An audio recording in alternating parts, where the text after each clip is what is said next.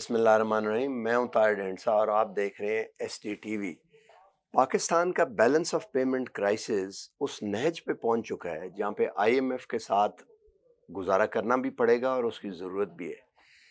IMF का programme कुछ अरसे से सस्पेंड हुआ हुआ था। एक ट्रेंच पे हमारी निगोसिएशन चल रही थी और समझा ये जाता था कि जो 5 पैरामीटर्स दिए गए थे, यानी कि सब्सिडीज़ को एलिमिनेट नहीं तो कम करना, पास ऑन किया जाए, डेवलपमेंट बजट को वहाँ लाया जाए जहाँ फिजिकल रिस्ट्रेंट जो है वो नज़र आना शुरू हो जाए, और FBR के मज़ीद टैक्सेस। लेकिन अब जो नया प्रोग्राम आया है जिसकी ड्यूरेशन भी बढ़ाई गई है, नए प्रोग्राम से मुराद है कि रीनिगोशिएट, और 2 बिलियन उसमें ऐड भी किए गए हैं। उससे ये लगता है कि ये जो 5 पॉइंटर पे पैरामीटर्स दिए गए थे, इससे ये प्रोग्राम थोड़ा सा चेंज होके अब रीएडजस्टमेंट होगी। रहेगा तो बैलेंस ऑफ पेमेंट और फिजिकल, इन दो के ऊपर ही। लेकिन इसकी क्या नई खदोखाल हो सकती है, इस पे आज हम बातचीत करते हैं। Doctor Abid Suleri, very warm welcome. क्या हो सकती हैं आपके ख्याल में?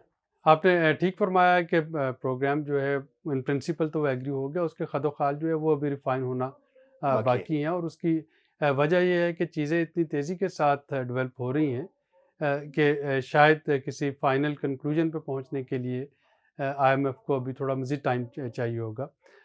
जो पहला सेटबैक आया वो तो ये हुआ कि 1 मई से जो पेट्रोलियम की प्राइसेस IMF एक्सपेक्ट कर रहा था कि पेट्रोलियम उनको प्रोडक्ट्स की बढ़ा प्राइसेस देंगे। बढ़ा दी जाएंगी, वो एक दफ़ा फिर 15 दिन के लिए डेफ़र हो गई।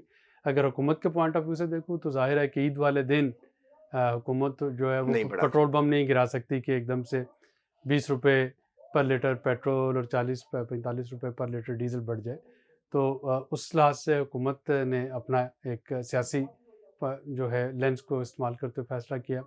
IMF के पॉइंट ऑफ व्यू से देखा जाए तो IMF के लिए ये बात जो है कि जी एक वाशिंगटन में आपके फाइनेंस मिनिस्टर जो हैं वो एश्योरेंस दे के आ रहे हैं कि जाते ही हम इसको जो अनफंडेड सब्सिडीज़ हैं उनको रोल बैक कर लेंगे, और उसके बावजूद उसको 15 दिन आगे ले जाया जा रहा है। तो एक तो वो फैक्टर थोड़ा-सा आएगा। दूसरा, 4 मई को रज़ा बाकिर साहब की जो है वो टेन्योर खत्म हो टर्नओवर रहा ख़त्म हो रहा है। And again IMF would like to see कि जी स्टेट बैंक के जो अब क्या रज़ा बाकिर साहब को एक्सटेंशन दी जाती है जब तक ये प्रोग्राम फाइनल नहीं होता, या उनको एक लंबे अरसे की एक्सटेंशन दी जाती है, मिनिमम 3 साल की नई अपॉइंटमेंट जो कि 6 साल की नए रूल्स के मुताबिक, या किसी और को लेके आया जाता है। तो ये सारी चीज़ें इफ्स एंड बट्स काफ़ी सारे इसमें अभी देखने वाले हैं। तो वो 4 में ईद की तातीलात भी होंगी। तो मुझे लग रहा है कि है। वैसे शायद वहाँ पे एक चेंज ऑफ गार्ड आए। FBR जो है जहाँ पे कि रेवेन्यू इकट्ठा होना था, वहाँ पे तो हमने देखा कि डॉक्टर इशफाक साहब की जगह डॉक्टर आसिम जो हैं उनको सॉरी आसिम साहब, उनको वहाँ पे ले आया गया। तो FBR जो है वहाँ पे तो एक सर्टेनिटी आ गई, लेकिन स्टेट बैंक की जो है वो अभी भी देखना बाकी है। तो ये सारे इफ्स एंड बट्स हैं, और सबसे बड़ी जो चीज़ है वो पॉलिटिकल अनसर्टेनिटी है, स्पेशली जो पंजाब का इस वक्त इम्पास हुआ हुआ इम्पास हुआ है, वो बड़े है। बुरे इम्पास कह तरीके से। सकते हैं उसे हम। हाँ, बिल्कुल, तो वो बड़े बुरे तरीके से जो आपके बायलैटरल क्रेडिटर है, मल्टीलैटरल क्रेडिटर है, इन्वेस्टर हैं, उनके कॉन्फिडेंस को शेक करेगा, क्योंकि अभी आपको नहीं पता कि ये क्या होना है? ऊँट किस करवट बैठता है, और एमिकेबल सेटल सेटल होती हैं चीज़ें वहाँ पे या नहीं होती।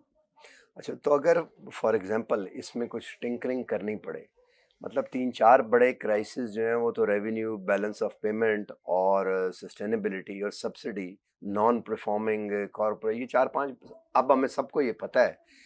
तो क्या टिंकरिंग हो सकती है? क्योंकि मुझे अभी ये लगने लगा है, without going into very deep into it, कि जो स्टेबिलिटी है एक्सचेंज रेट की, और कि वो इनसे ज़्यादा बड़ा क्राइसिस बनता जा रहा है अब तो। देखिए, स्टेबिलिटी जो है वो तो अब स्टेट बैंक के पास 2 टूल्स होते हैं। एक उसके पास टूल है एक्सचेंज रेट, दूसरा उसके पास टूल है आपकी जो मॉनेटरी पॉलिसी है। और कल के जो काइबर के रेट्स हैं, जो ट्रेंड्स आपको इस वक्त मार्केट में नज़र आ रहे हैं, तो वो तो लग रहा है कि नेक्स्ट मॉनेटरी पॉलिसी जब आती है तो उसमें दोबारा से इंक्रीज हो जाएगा। इंक्रीज़ हो जाएगा। तो अगर वो इंक्रीज़ होता है तो डेफ़िनेटली डिमांड जो है वो थोड़ी कंटेन होगी। जब डिमांड कंटेन होती है तो आपके रुपये में स्टेबिलिटी आ रही होती है। नहीं, लेकिन ये क्रेडिट डिमांड पुश्ड इंक्रीज तो है नहीं है डॉलर में। लेकिन इसको क्या फर्क देखिए, पड़ेगा? वो आपकी कंज़म्पशन जो है वो तो रिड्यूस हो जाएगी ना। तो जब आपकी पेट्रोल की कीमतें बढ़ती हैं, जब आपकी डीज़ल की कीमतें बढ़ेंगी, वहाँ पे कंजम्पशन रिड्यूस होती है। जब आपकी मॉनेटरी पॉलिसी में प्राइस रेट हाइक किया जाता है, तो वहाँ पे क्रेडिट महँगा हो जाता है, वहाँ पे जो है डिमांड थोड़ी-सी कंटेन होती है। तो बहरहाल शरह सूद बढ़ाने से आपकी जो कंजम्पशन है उस पे तो कुछ ना असर कुछ कम होती है, उस पे तो असर आता डेवलपमेंट भी रुक जाती है। है। एक टेंजेंट पे एक क्वेश्चन करके हम आगे चलते हैं। मुझे कल किसी ने बताया, एक बिजनेसमैन ने, कि एक जीप का मॉडल जो आजकल चाइना से आया है, एक ग्रुप ने 11,000 जीपें इंपोर्ट की, और वो भी अंडर इनवॉइस करके, और बाद में उनकी कीमत में 30-30 लाख का है। तो ये क्यों नहीं देखते गवर्नमेंट को चाहिए मेरा कि ख्याल है इस चीज़ पे ऐसी चीजें तो देखें ना। ये चीज़ जो है ये रडार पे 11,000 हाँ, गाड़ी, मुझे पता है ये रडार पे तो है और शायद इस पे देखा जा रहा है। लेकिन फॉरेन एक्सचेंज तो स्पिल ओवर हो गया ना, आप देख भी लेंगे तो क्या होगा हुँ। उसका। अच्छा, तो ये तो हो गया। तो what do you think, government को अगर सब्सिडी पास ऑन करनी है तो कुछ तो करेंगे वो, तो किस तरह, मॉड्यूलर अप्रोच से करेंगे या क्या, व्हाट डू देखिए यू थिंक? गवर्नमेंट जो है वो पेट्रोलियम पे जो हमने पहले भी एक बना के दिया था टारगेटेड सब्सिडी वाला मॉडल वो तो बड़ा थोड़ा होगा। मुझे लगता है कि वो वही आएगा। जब बल्क में कंजम्पशन है वो तो 4 व्हीलर की है, मैंने भी देखा था हाँ, जाके, वो लेकिन देखें ना उससे फर्क नहीं पड़ेगा कोई। नहीं अगर आप पॉवर्टी आ, को तो फर्क पड़ेगा, ताहिर लेकिन जो आप बात नहीं समझ जी, रहे ना। अक्रॉस द बोर्ड सब्सिडी खत्म हो जाएगी, रेट बढ़ जाएगा, पेट्रोल का रेट बढ़ जाएगा, डीजल का रेट बढ़ जाएगा। टू व्हीलर और थ्री व्हीलर वालों के लिए एहसास सोशल सेफ्टी जो नेट जो हो जाएगा। बेनजीर इनकम सपोर्ट प्रोग्राम है उसका एक कफालत प्रोग्राम के ज़रिए कुछ ना कुछ जो है इस पर वर्किंग चल रही है। तो बिस्प की अच्छा, चल रही है। हाँ, बिस्प की और पेट्रोलियम मिनिस्ट्री की इस वक्त एक वर्किंग चल रही है एंड आई होप कि उस पे एक टारगेटेड सब्सिडी जो है वो अनाउंस हो जाएगी और जो आपकी क्रॉस द बोर्ड सब्सिडी है वो ख़त्म हो जाएगी। और टारगेट सब्सिडी ज़ाहिर है कि उसकी क्वांटम जो है बहुत थोड़ा। वो थोड़ा होगा, आईएमएफ को भी उस पे कोई एतराज़ नहीं होगा और बाकी जो अफ़ोर्ड कर सकते हैं बड़ी गाड़ियों वाले वो अपना फुल प्राइस दे रहे होंगे।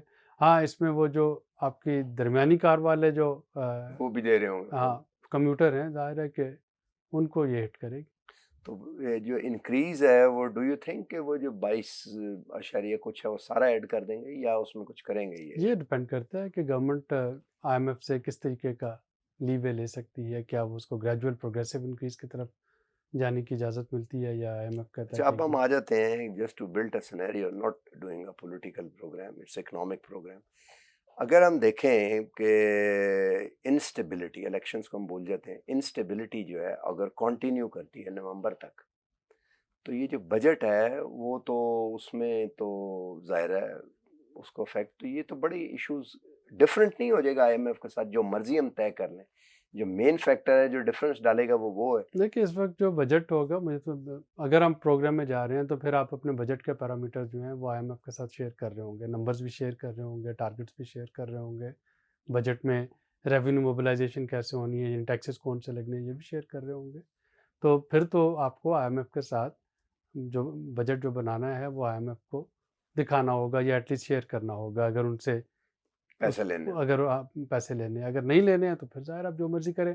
इसका एक पॉलिटिकल इम्पैक्ट आएगा चूँकि अगर बजट जो है वो ज़ाहिर है कि आईएमएफ इस वक्त चाहेगा एक फिस्कल कंसोलिडेशन की तरफ जाना, कंट्रैक्शनरी पॉलिसी पे इम्प्लीमेंट करवाना, तो वो अपोज़िशन उसको ज़ाहिर है कि इस्तेमाल कर सकती है as a, to one of the tools to campaign against government, जो कि अपोज़िशन का हक है। लेकिन वो इस तरह की पॉलिटिकल अनसर्टेनिटी में इकोनॉमिक पॉलिसीज़ पे क्रिटिसाइज़ करना ज़्यादा आसान होगा और जब वो क्रिटिसिज़्म आएगी तो हुकूमत के लिए भी उस पे इम्प्लीमेंट करना थोड़ा मुश्किल हो जाएगा। अच्छा, लेकिन आई कैन सी कि अगर नवंबर तक मौजूदा हुकूमत जो है वो इलेक्शन करवाने के मूड में नहीं, तो फिर उसको इसमें प्रोग्राम में भी जाना होगा और सारे ये टफ मेजर्स भी लेने होंगे। टफ मेजर्स लेने होंगे। ये तो हो गया कि आगे पैरामीटर्स क्या होते हैं।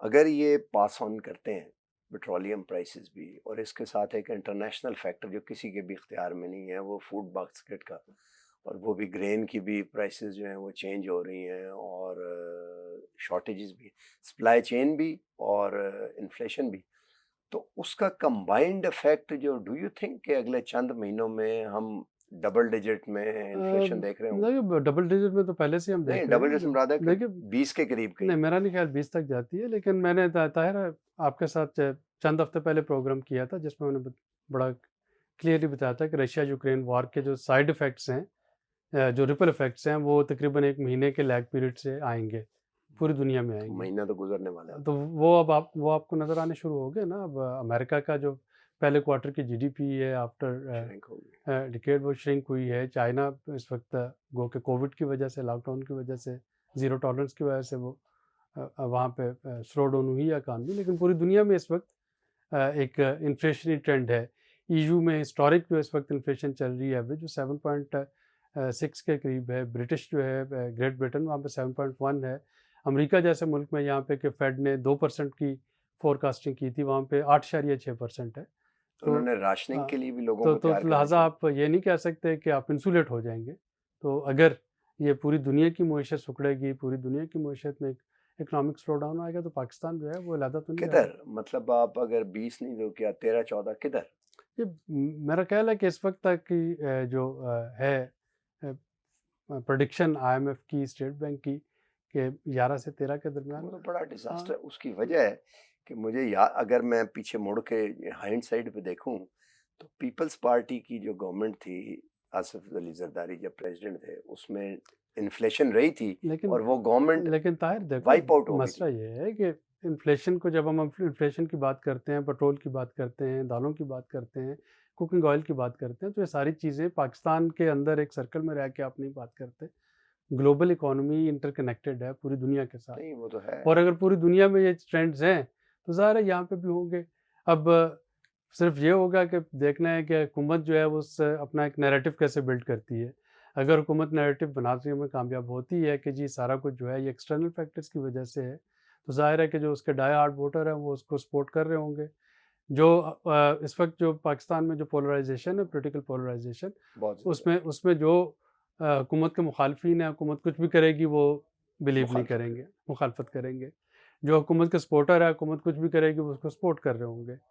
तो लिहाजा ये चीज़ें चलती रहेंगी, पॉलिटिकल अनसर्टेनिटी भी चलती रहेगी, इन्फ्लेशन भी चलती रहेगी, और ये मामलात भी इसी तरह से चलते रहेंगे। लास्ट क्वेश्चन हम पूछते हैं, डू यू थिंक कि अभी तक तो अगर इलेक्शन होते हैं या आगे, या जो पोलराइजेशन, इन दोनों चीज़ों को हम लेते हैं क्योंकि पता नहीं इलेक्शन कब होते हैं, इसमें ये जो करंट नैरेटिव बना हुआ है एक पॉलिटिकल, ये है या जो महंगाई वाला, इन्फ्लेशन वाला है, ये किसी स्टेज पे आके इसको टेक ओवर देखिए कर लेगा, ये दोनों नैरेटिव एक स्टेज पे आके डवटेल हो जाएंगे? डबटेल हो जाएंगे।